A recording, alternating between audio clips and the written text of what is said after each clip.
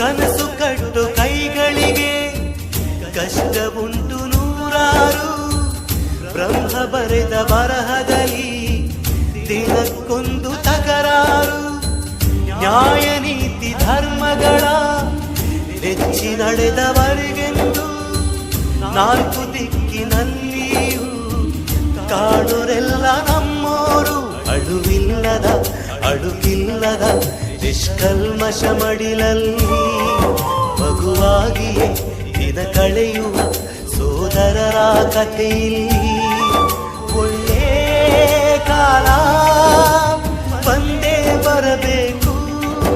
ಅಲ್ಲಿವರೆಗೂ ನಂಬಿಕೆ ಹೆಸರಲ್ಲಿ ನಗುತ್ತಿರಬೇಕು. ನಿನ್ನೆಗಳ ನೆನಪುಗಳೇ ನಾಳೆಯ ಭರವಸೆಯೋ, ನಾಳೆಗಳ ಕನಸುಗಳೇ